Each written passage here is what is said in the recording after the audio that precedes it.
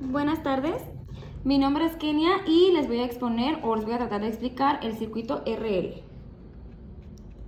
En este caso vamos a comenzar a hacerlo sin fuente. Bueno, para esto podemos primero explicar que un circuito RL es un circuito que cuenta con una resistencia y una bobina. En este caso, para comenzar, haremos la relación matemática que tiene esto para así poder deducir la fórmula con la cual nosotros podemos determinar el valor I de t. Bueno, aplicando la ley de voltaje de Kirchhoff de la malla, en la malla, sabemos que el voltaje en la resistencia más la caída de la tensión en la bobina es igual a 0. Primero, relacionaremos el voltaje que tiene la resistencia y pues el voltaje como tal. Esto lo haremos por la ley de Ohm, donde sabemos que la corriente por la resistencia es igual al voltaje. También debemos relacionar el voltaje de la bobina. El voltaje de la bobina lo tenemos sabiendo que la inductancia por la tasa de la corriente del cambio respecto al tiempo es igual a 0. Si juntásemos ambas fórmulas para poder determinar el valor del circuito como tal, nos quedará de la siguiente manera. La corriente por la resistencia más la inductancia por la tasa de la corriente de cambio respecto al tiempo es igual a 0. Esta fórmula sería la fórmula como general que nosotros tendríamos al inicio. Sin embargo, nosotros sabemos que lo que queremos determinar en este caso es la corriente. Por lo tal, tenemos que despejar la corriente de esta fórmula. Para comenzar el despeje, comenzaremos mandando las variables I por R, que en este caso es corriente por resistencia, del otro lado. Entonces, la fórmula nos quedará de la siguiente manera. Sería la inductancia por el valor de la tasa de corriente de cambio respecto al tiempo, igual a menos el valor de la corriente por la resistencia. Después, sin olvidar que lo que queremos despejar en este caso es la corriente, mandaríamos la inductancia que está multiplicando hacia acá, solamente dividiendo. Entonces nos quedaría de la siguiente manera. Como ya sabemos qué es cada una de nuestras variables, ya solamente me detendré o procederé a llamarlas L de I sobre dt, I por R, para ya no hacer esto como un poquito más tedioso. Por lo tal, nos quedará de la siguiente manera. DI sobre dt es igual a menos I por R sobre L. Después tenemos la variable corriente y la variable diferencial de la corriente de este lado. Lo que haremos será cruzarlas para que esta nos quede de este lado y la variable respecto al tiempo quede de este lado. Por lo tanto, nos quedará de la siguiente manera. La derivada con respecto a I, la derivada de I con respecto a I es igual a menos el valor de la resistencia sobre la inductancia dt. Así nos quedaría ya si hacemos esta modificación mandando la I para acá y el dt para acá, haciéndolo de manera cruzada, nos va a quedar esto. DI sobre I es igual a menos R sobre L dt. Después, de esta manera, ya podemos realizar una integración para así poder dejar expresado o poder dejar despejado de una mejor manera el diferencial de I sobre I y los demás valores. Por lo tanto, obtendríamos lo siguiente. La derivada de I con respecto de I es igual. De este lado voy a proceder a sacar las variables, porque estas siempre van, las constantes, perdón, porque estas siempre van fuera de la integral. Nos quedará de la siguiente manera. No sin antes mencionar que este ya tiene límite inferior y límite superior, por lo que sabemos que el límite inferior de aquí sería I sub 0 sobre I de t. ¿Por qué? Porque al iniciar tenemos un valor de 0 y después de un tiempo pues ya tenemos un determinado valor. De este lado sería lo mismo. Primero iría un valor de 0 y después iría el valor de t, que en este caso sería el tiempo. Bueno, si realizáramos esta integral, sabemos que la integral de la derivada es el logaritmo natural de I por t, evaluándolo, menos el logaritmo natural de 0. ¿Por qué? Porque estamos evaluando el límite inferior y el límite superior. Bueno, esto nos quedaría igual a menos R sobre L, que son las constantes, por T. ¿Por qué solamente por T?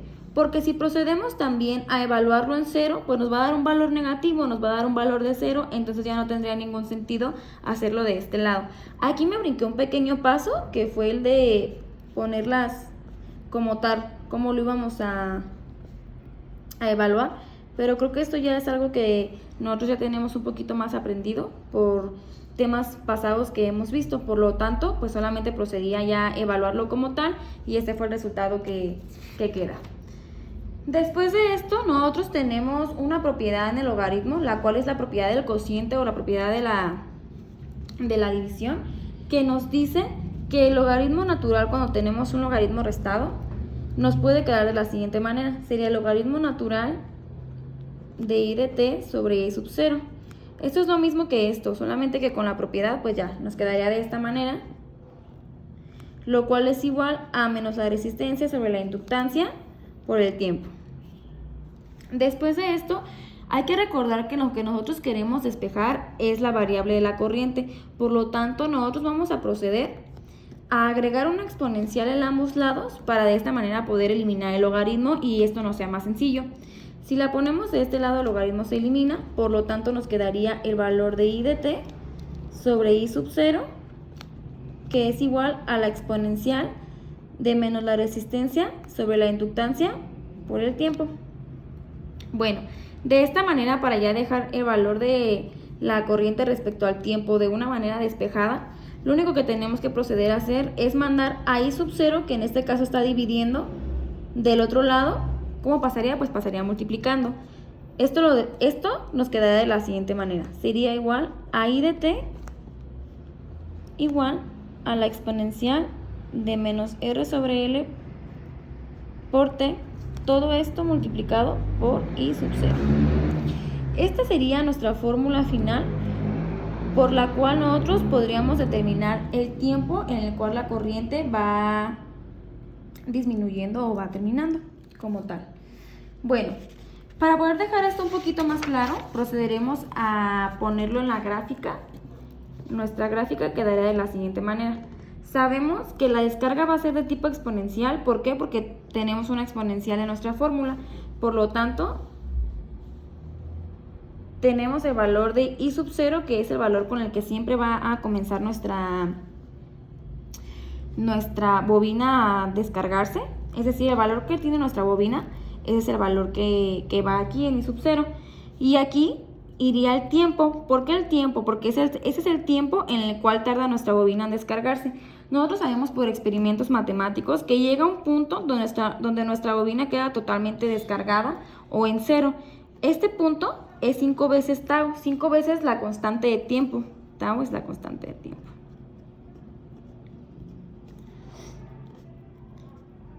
Entonces, ¿cómo quedaría explicada nuestra gráfica? Bueno, nuestra gráfica quedaría explicada sabiendo que tenemos un valor inicial en i sub 0 y que después de un determinado tiempo este valor va disminuyendo, disminuyendo, disminuyendo, disminuyendo hasta llegar a un punto donde su valor es 0, o sea, una exponencial negativa.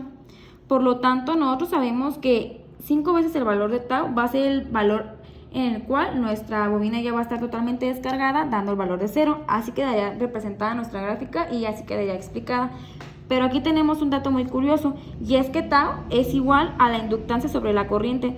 Entonces, si nosotros recordamos, anteriormente sabíamos que i de t era igual a i sub 0, la exponencial de menos la resistencia sobre la inductancia, respecto al tiempo por el tiempo. Entonces, como tenemos este valor y este valor es igual a este mismo valor, lo único que vamos a hacer en este caso va a ser pues sustituirlo. Entonces, nuestra fórmula final, para que esto quede mejormente explicado o la fórmula quede un mejor tanto reducida, vamos a proceder a hacer lo siguiente. I de t es igual a i sub 0 por la exponencial de menos el tiempo sobre tau. Esta sería la fórmula final por la cual nosotros obtendríamos el valor de i de t o el valor en el cual el valor de la corriente respecto al tiempo. ¿Por qué? Porque aquí sabríamos entonces cuánto tiempo tarda nuestra corriente en llegar a su límite.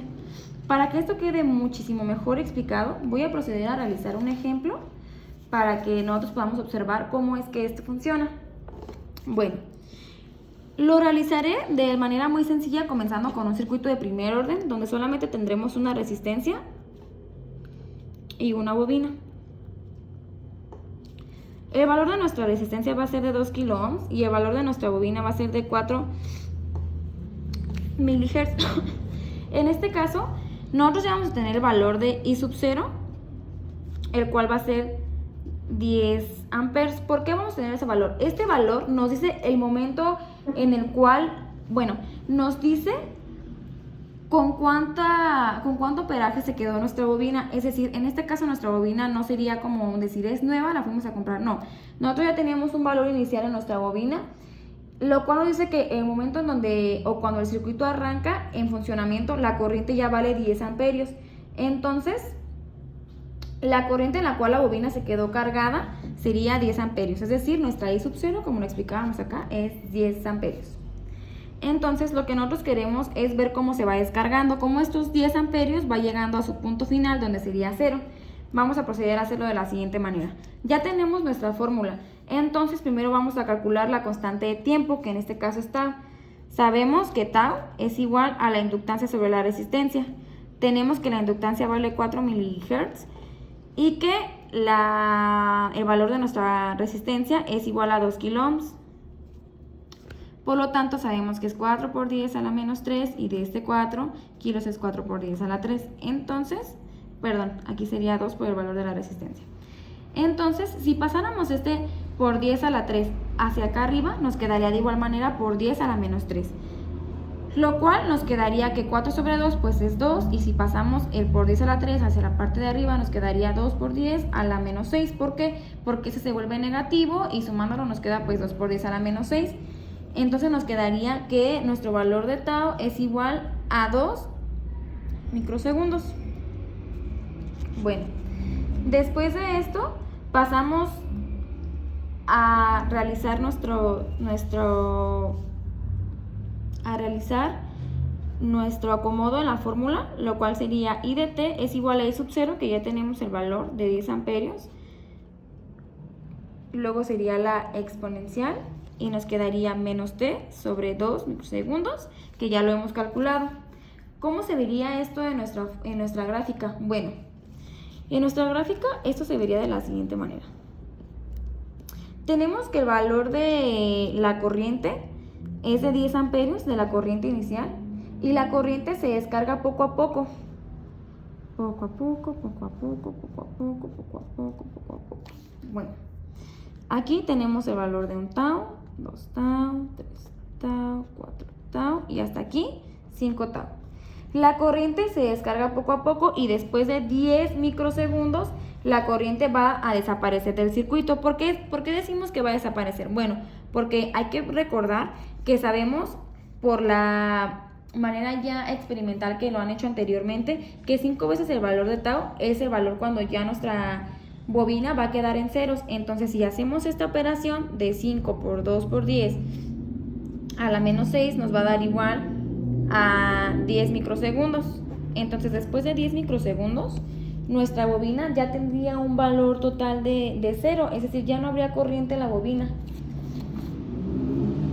Entonces, ese sería el valor como final. Nosotros sabríamos que en este circuito que tenemos aquí, el cual nos dice que tiene una bobina de 4 milihertz y una resistencia de 2 kilo ohms, el tiempo en el que la corriente de la bobina va a tardar en realizar este recorrido y en llegar a 0 sería 10 microsegundos. ¿Por qué? Porque es 5 veces el valor de tau. Y nosotros determinamos el valor de tau, el cual nos dio 2 microsegundos. Espero que haya quedado entendido y pues cualquier duda o comentario estoy al pendiente. Gracias.